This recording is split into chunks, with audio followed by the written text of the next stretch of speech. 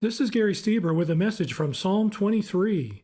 Psalm 23 is one of the most well-known chapters in the Bible. It's simple enough that little children can understand it, and yet deep enough that you can study it for months to learn how to fully apply it to your life.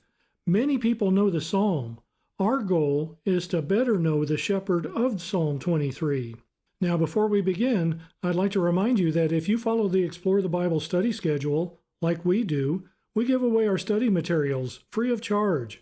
We publish every week, 7 to 10 days prior to the lesson's scheduled date, and if you'd like to get the complete study notes, along with the presentation to use as your needs require, click on the link in the description below and give us the email address you'd like to have notified. Each week we'll send you the link to the church website where you can download the materials.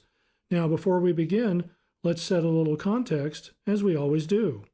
We've spoken twice before about this grouping of Psalms 15 to 24, so I won't repeat all of that. I'll just add that after David's great declaration in Psalm 19 as to why we can have trust in the Lord, Psalms 20 through 24 are 5 royal or kingship psalms that describe different aspects of the king. Psalm 20 is a prayer for the king's victory in battle, and Psalm 21 is a prayer of thanksgiving for victory in battle. And the next 3 all speak of some aspect related to the Messiah. Psalm 22 points forward to the king who will be a suffering servant.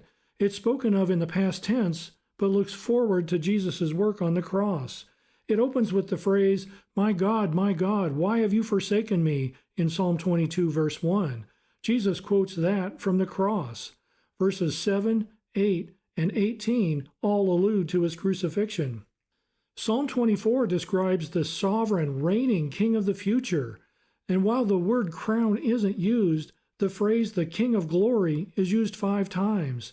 It opens with the phrase, the earth is the Lord's and the fullness thereof. Paul quotes that in 1 Corinthians chapter 10, verse 26. Professor William Barrick states that the priest sang Psalm 24 on the first day of the week. That means that on Palm Sunday, when Jesus made his triumphant entry into Jerusalem, the one and only time Jesus allowed the crowd to treat him as the king, the priests at the temple were singing, "Who shall ascend the hill of the Lord? Who shall stand in his holy place? He who has clean hands and a pure heart.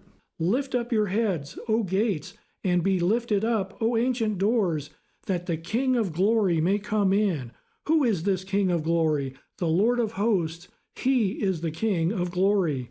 That's in Psalm 24, verses 3 and 4, and 7 and 10. And they sang it again the following Sunday, Resurrection morning. And in the middle is Psalm 23, which may be the best-known chapter in the Bible. It describes the king as a shepherd who provides in the present tense. One of the chief symbols is the shepherd's staff, familiar to everyone in that time. Charles Spurgeon said, "It's only after we have read, my God, why have you forsaken me?" that we come to, the Lord is my shepherd.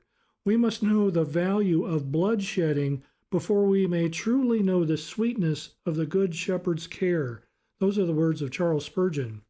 And we lack nothing in Psalm 23 because of the sacrifice of the servant in Psalm 22, so that we can worship the King of Glory forever in Psalm 24. Psalm 23 is traditionally read on the Sabbath morning after prayers. The language of Psalm 23 is connected with the intended meaning of the Sabbath rest. Now we know David was a shepherd. Psalm 23 isn't written from the perspective of a shepherd, but of a sheep. Larry Richards describes sheep as dependent creatures who must be guided to food and water and protected from wild animals. Sheep easily get lost. They have no ability to protect themselves other than being in a herd, hoping the predator would get some other sheep instead of me. If they wandered from the herd, they were defenseless.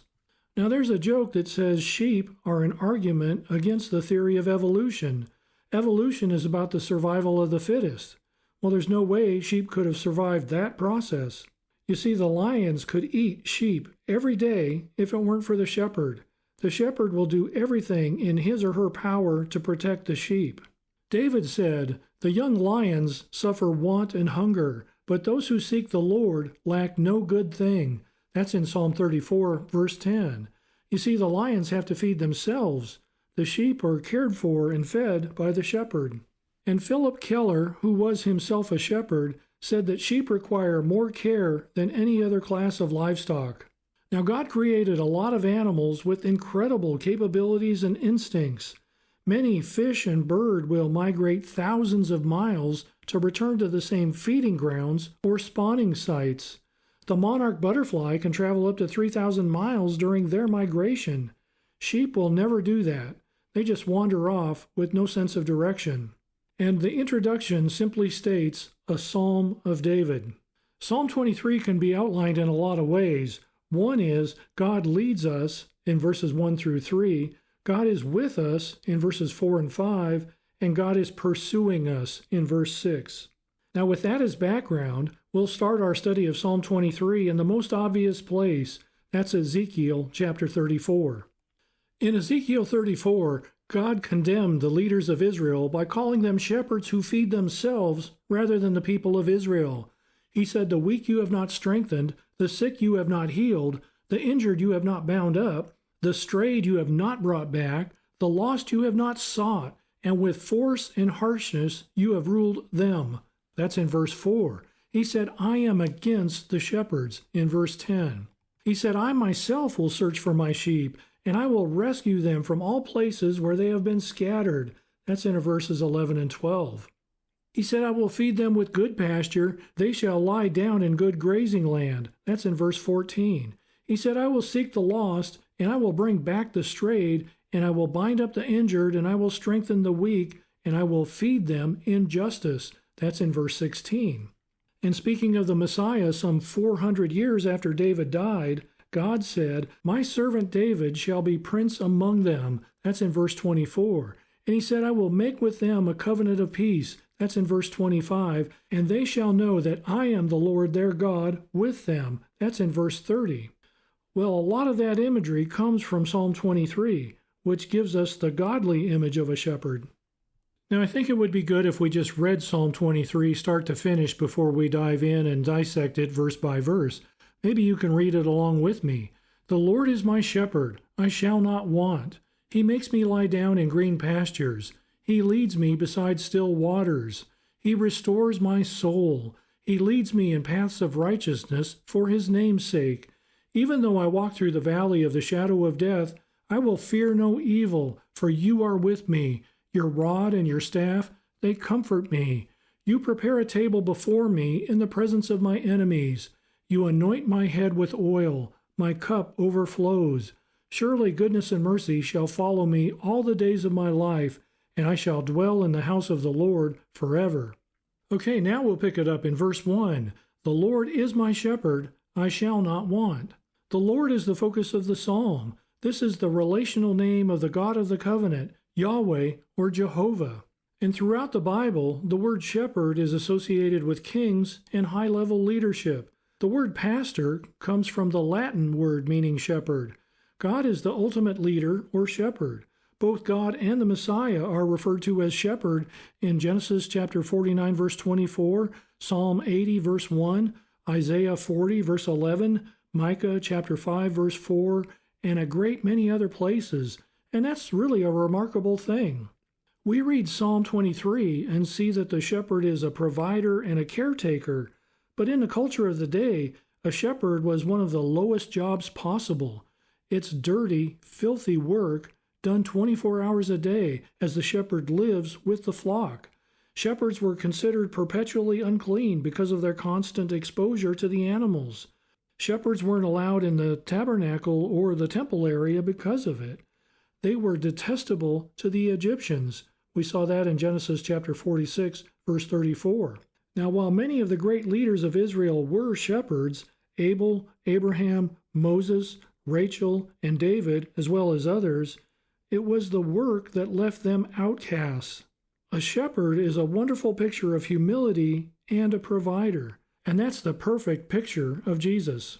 The word shepherd here is used as a verb, not a noun, as it is in roughly 60 of the 170 uses of this word in the Old Testament.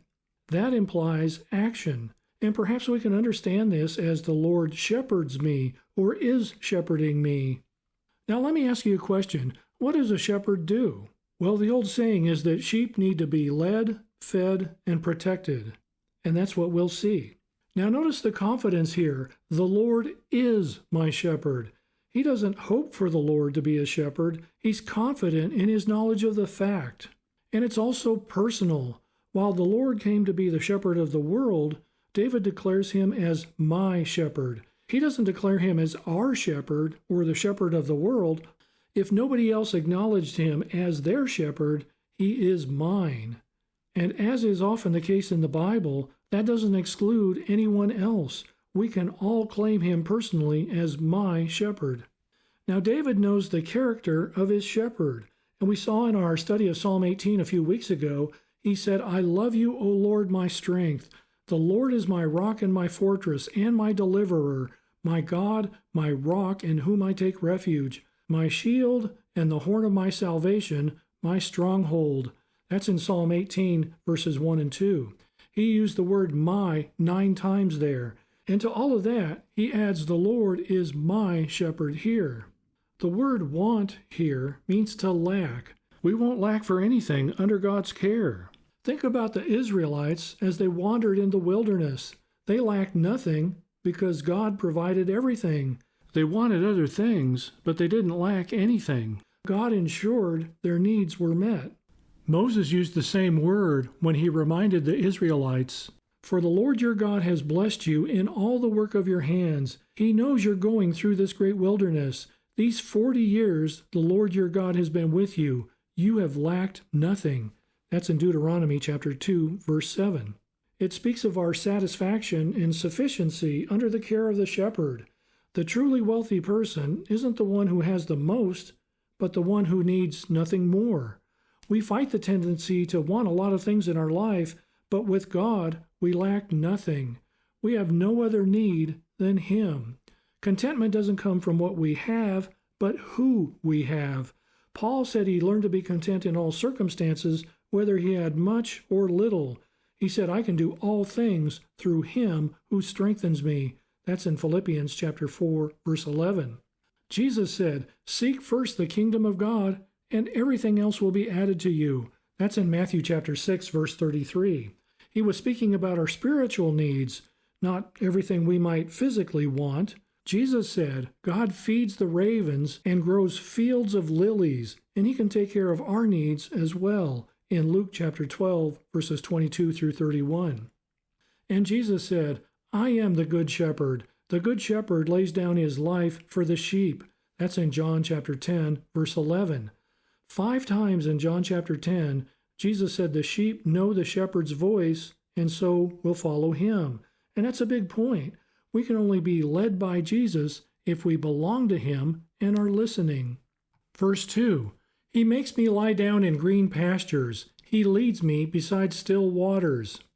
This verse is about submission to His leadership. The sheep have 2 primary needs, as we do, beyond air to breathe. That's food and water. God provided manna from heaven and water from a rock in the wilderness. The shepherd leads us to the provision of food and water.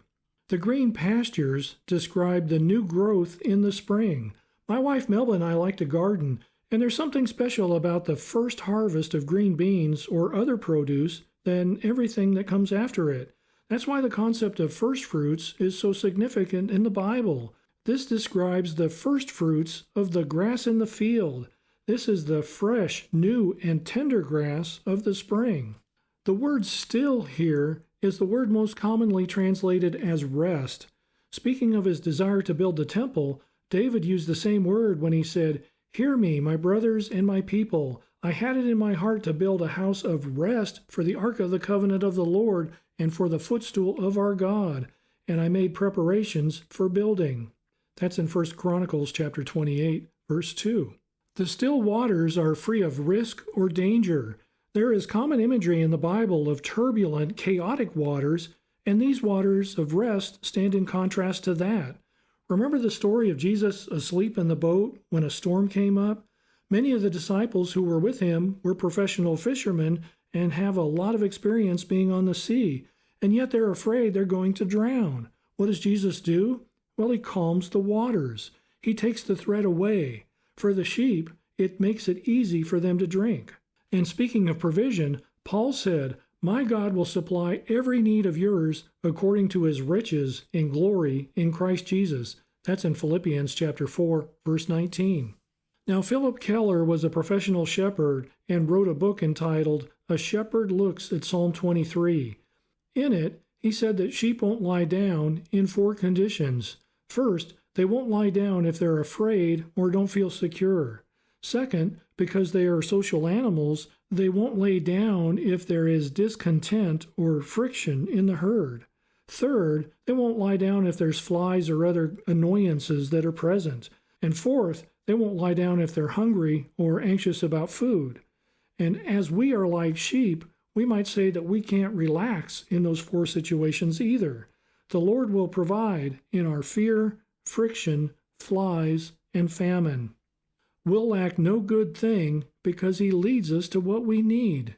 This phrase, "makes me lie down," is in the Hebrew hifel stem, which means it's an active causative. The sense of this statement isn't that the Lord forces us to lie down or demand that we lie down, but that his presence and provision cause us to lie down and enjoy. We can lie down and rest because the shepherd has provided everything we need. That's really the point of this psalm and why it's so closely associated with the Sabbath.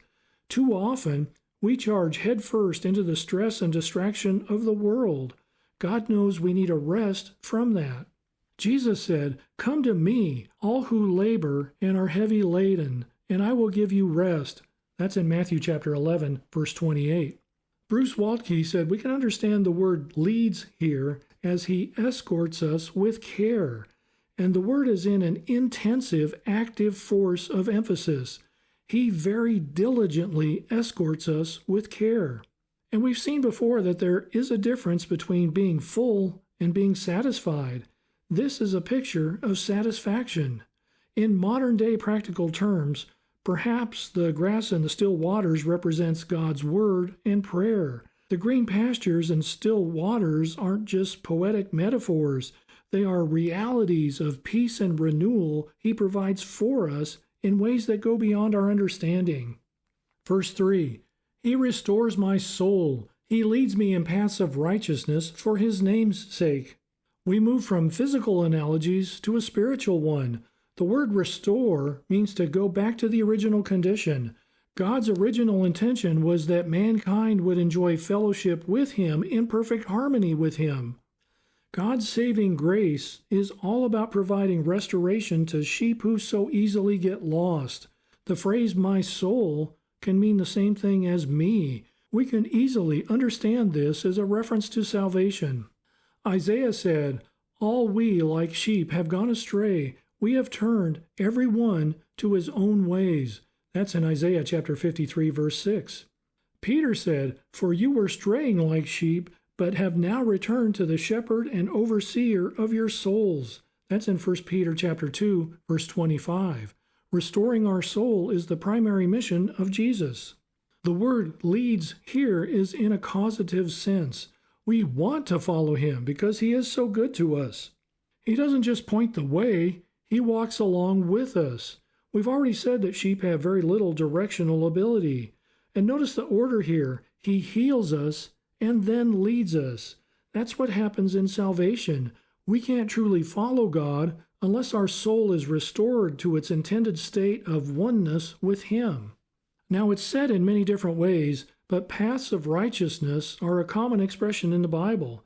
There are many expressions of our walk, steps, path, or way in the Bible, and there are only 2 varieties. We're told to not walk in the counsel of the wicked, for example, in Psalm 1, verse 1. We're told there is a way that seems right to a man, but its end is the way to death. That's in Proverbs chapter 14, verse 20. Solomon said, "One of the blessings of wisdom is that I walk in the way of the righteous along the paths of justice." That's in Proverbs chapter 8, verse 20. And the psalmist said of those who look to the Lord, righteousness will go before him and make his footsteps a way. That's in Psalm 85, verse 13. Now there are 2 aspects of being led in paths of righteousness, and the first is for our benefit. We do well to be in the right with God. in harmony with His character. All that God has done for us should change our lives, how we walk and interact with the fallen world around us. And the second is for the benefit of others. Others should see this change in us and be drawn not to us, but to the one who changed us. Bringing God's righteousness into the things we do should have a missionary element to it. Peter said we should always be prepared to make a defense to anyone who asks you for a reason for the hope that is in you, yet do it with gentleness and respect. That's in 1 Peter chapter 3, verse 15. We don't show righteousness to the world to show off how great we are, but how great He is. And the reference to the Lord's name is always an expression of all that He is, His reputation, character, strength, love, and we could go on and on. The purpose is to glorify God. David said, "For you are my rock and my fortress, and for your name's sake you lead me and guide me." That's in Psalm 31, verse 3. Verse 4, "Even though I walk through the valley of the shadow of death, I will fear no evil, for you are with me. Your rod and your staff, they comfort me." The geography changes from the meadows of green and restful waters to a dark valley. And stating the obvious, water flows downhill. It's not unexpected that the restful waters aren't on the mountaintop. And one thing this verse clearly tells us is that we will experience difficult times. Jesus said we will have trouble in this world in John chapter 16, verse 33. So we can understand this as when I walk through the valley, because we will. The word valley here comes from a root word meaning pride, which the Bible describes as the root of all sin. And the word translated as death here means the deepest darkness, and darkness is often a metaphor for evil. It doesn't mean death necessarily. It can imply a calamity that often leads to death. This is a place where life is threatened, and we might face death there or many other difficulties. And notice also that the valley isn't the destination, but it is part of the route we're on in life. Now, the shadow is also important. Let me ask you a question. What must be present to have a shadow? Well, you have to have two things. There can only be a shadow where there is light, and that represents God's presence in the Bible. And there can only be a shadow if there is something present to cast a shadow. I've heard it said that the shadow can't hurt you. The shadow of a vicious dog, for example, can't bite you. Well, that might be true, but the vicious dog that casts the shadow can bite you. The shadow isn't a threat, but what casts the shadow is a real threat. Our protection comes from the light that created the shadow, the presence of the Lord. John said the darkness cannot overcome the light in John chapter 1, verse 5. Recall in our study of Psalm 18, David talked about being in great distress that felt like a confined place. David said he felt like a dead man, mentioning cords of death and a torrent of destruction. The original language describes evil coming at him like floods of waters, plural, and surrounding him. He describes the rope of death pulling him in with very descriptive language. And then he said, "He brought me out into a broad place. He rescued me because he delighted in me." That was in Psalm 18, verse 19. The pressure and the danger were released. Now, here in Psalm 23, the direction seems reversed. We've gone from the open meadow of new grass and restful waters into the valley of the shadow of death. God's will may take us to the valley of the shadow of death just as much as it can take us to green pastures and restful waters. We learn more about God in the darkest places, like the valley of the shadow of death, more so than we can in the rich pastures and calm waters. God may lead us into spiritually dangerous places where the enemy thrives to be a conduit for his righteousness. Recall from our study of Genesis chapter 1, our purpose is to be his visible and functional representative here on earth. We're to bear his image in a fallen world. Having God's image and likeness means we're to resemble God's intentions and represent his cause here on earth. When Paul said we are to be conformed to the image of Christ in Romans chapter 8, verse 29, he wasn't talking about physical form. He was talking about function or action.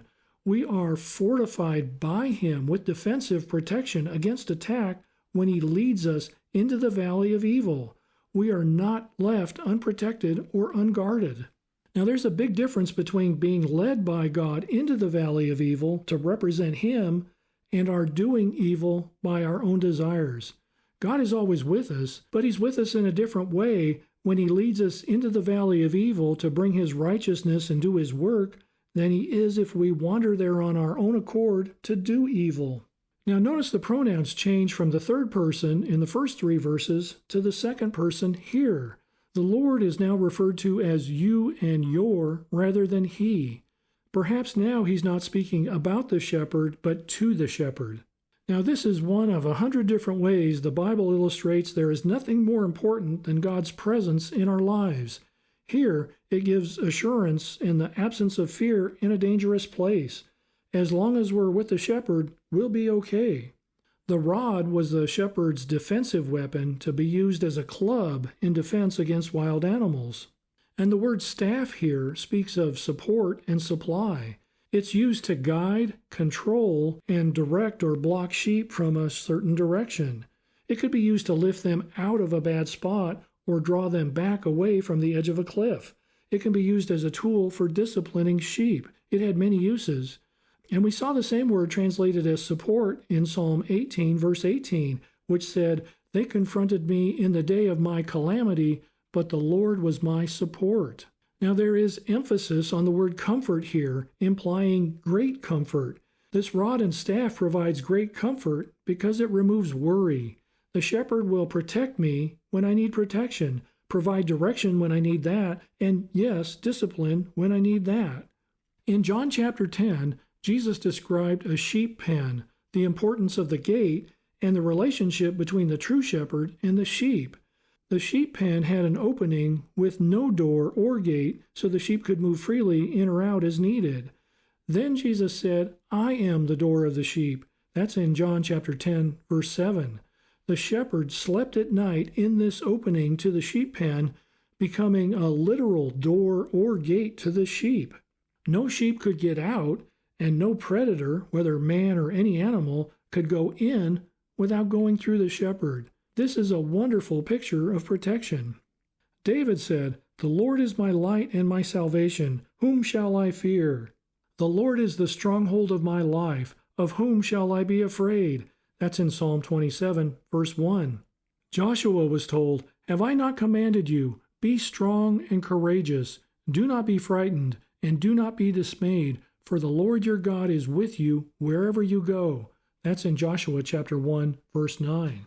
So we see why the sheep can lie down and not be in fear. They have rest and provision in verse 2, life in verse 3, guidance in verses 2 and 3, and safety and protection here in verse 4. Verse 5, "You prepare a table before me in the presence of my enemies. You anoint my head with oil. My cup overflows." There is a change in setting here from the outside to the inside, and from the Lord as a shepherd to the Lord as a host. The word prepare here describes abundance that is arranged in order. We see here that when the enemies are near, God can still provide. There is no fear. The meal one would have at a table implies a meal of significance and substance. This isn't catching a sandwich on the fly while we're preoccupied with the enemies around us, and the language implies many enemies. It's a picture of great hospitality, and the picture is almost absurd, but God has control of the situation to the point that we can sit down at a feast without fear in the presence of the enemies. He doesn't just shield us from the enemies, He exalts us in front of them, and He turns our trials into triumphs. The enemies are powerless to disrupt the feast. There will be a day when God chases all the enemies away, but for now, we live among them under His care and protection and lavish provision. Paul said, "If God is for us, who can be against us?" That's in Romans chapter 8, verse 31. Now, at the Last Supper, Jesus prepared a table for His disciples, even as the shadow of betrayal loomed. He redefined what it meant to feast in the presence of enemies. And so we see here the Lord isn't just a shepherd, He's the ultimate host. In Exodus chapter 24, Moses and 70 leaders enjoyed a meal with God on Mount Sinai. We're told, then Moses and Aaron, Nadab and Abihu, and 70 of the elders of Israel went up, and they saw the God of Israel.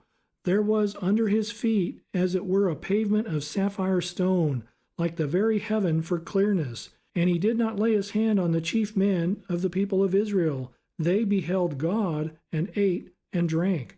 That's in Exodus chapter 24, verses 9 through 11. That has to be one of the greatest scenes in all the Bible. And also, Jesus went ahead of us to heaven to prepare a place for us, where one day there will be a fabulous feast, the marriage supper of the Lamb. We're told about it in Revelation chapter 19, verses 6 through 10. But until we get there, he cares for us as a shepherd here. The word anoint here is also in an intensive form. This is an abundant pouring of oil. In the New Testament, being anointed implies being empowered for ministry. In the Old Testament, it's used in the sense of refreshment and comfort. It's meant to provide care and bestow honor.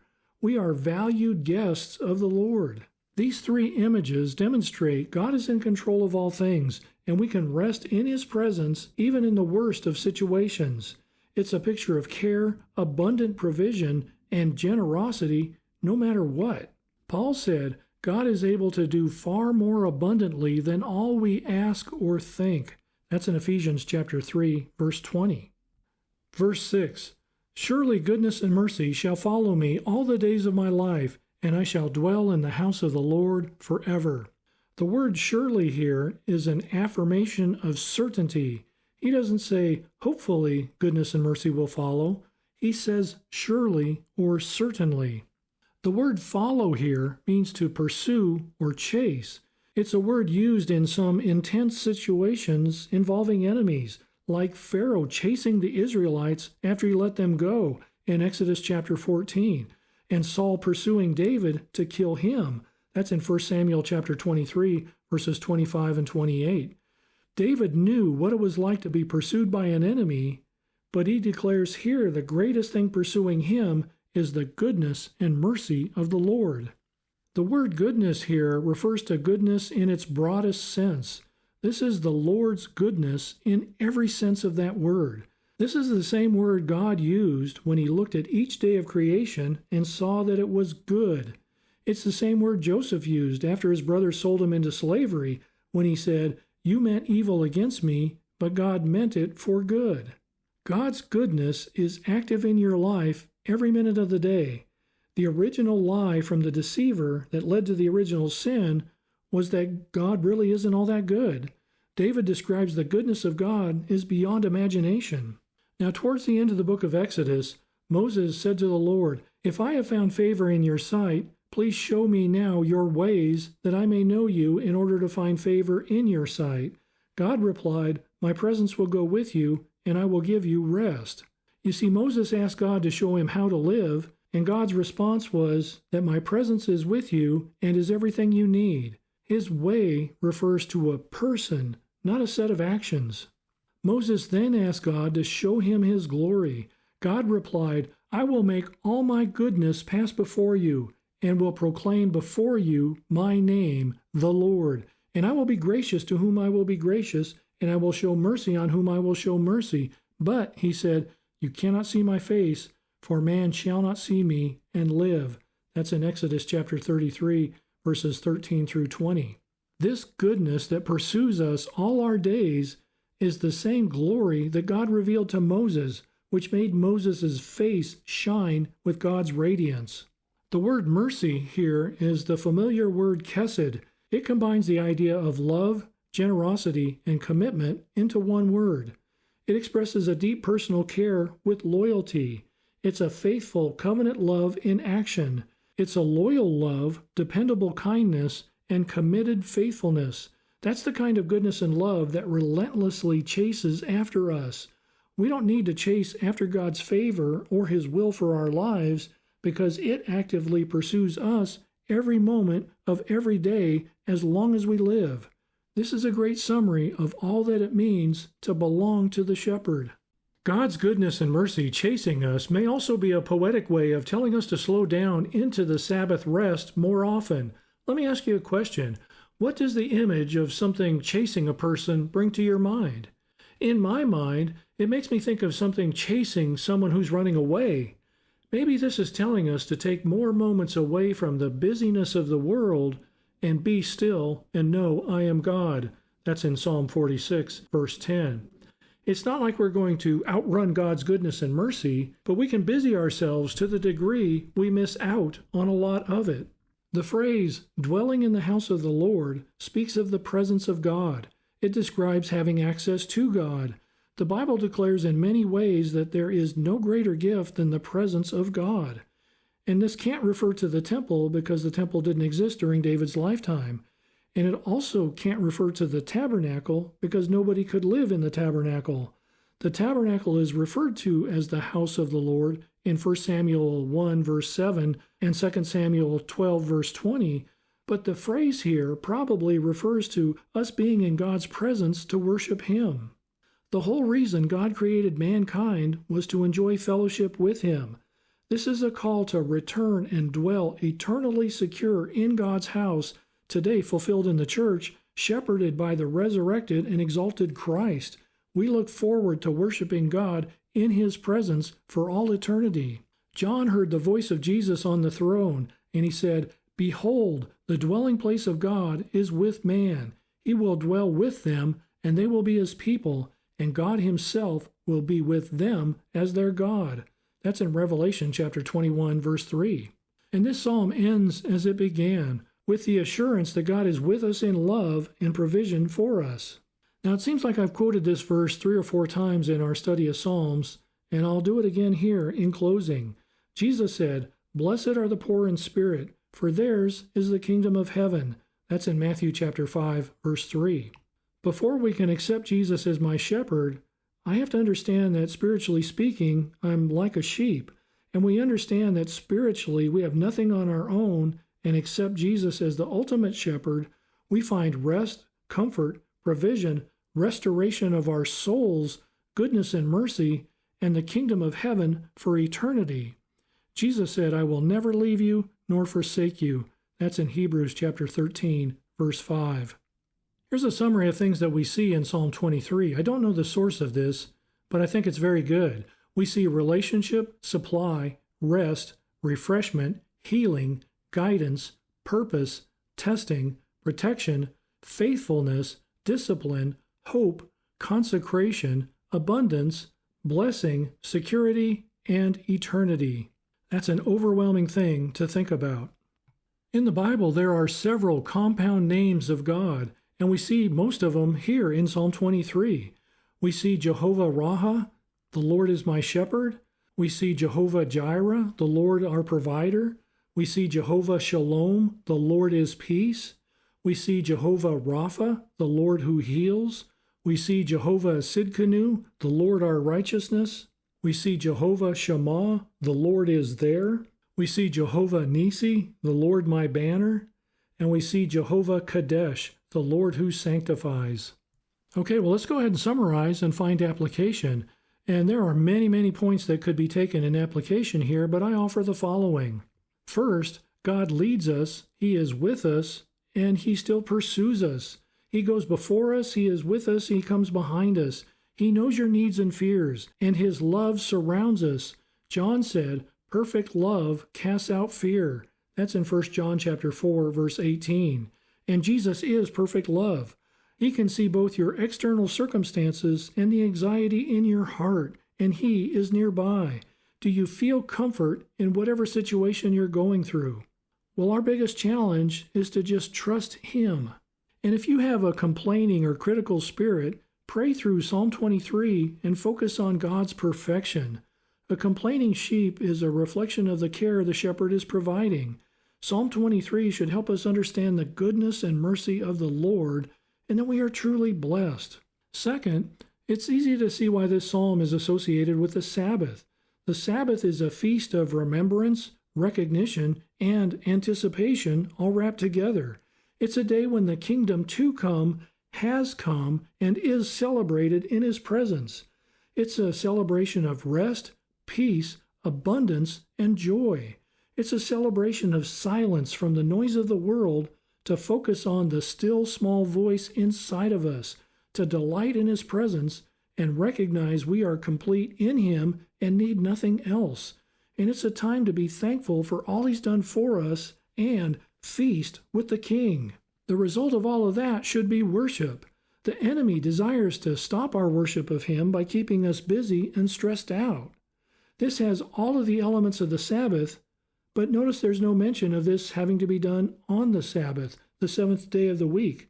We can do this every day. We should do this every day. Third, do you feel God's goodness and mercy active in your life every day? God's Word declares that's true whether you feel it or not. The question is, will you open yourself up to God's will and respond to it so that you will feel it? This psalm is more than words to bring comfort. It's a call to live differently. We should start each day with the confidence that the Lord is our shepherd, that His goodness and mercy are actively pursuing us, and that our final destination is His eternal presence. Psalm 23 invites us to shift our perspective, stopping our striving in our own strength, and instead trusting the God who leads us with wisdom, strength, and love. May the Lord's rest in the shepherd's provision and protection fill you with joy in His eternal presence.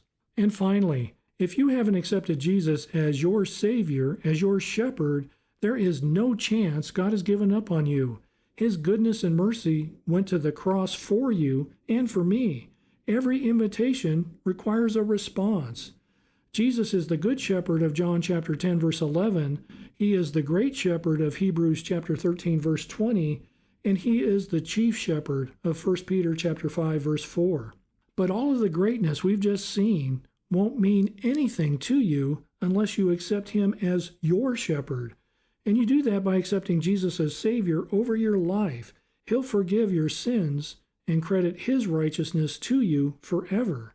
And if you'd like to know more about that, putting your faith in Jesus for the forgiveness of sin, you can reach out to us at the link in the description below. We'd be happy to talk with you more about that. And that's David's glorious message from Psalm 23. And I look forward to our next time together, should the Lord allow.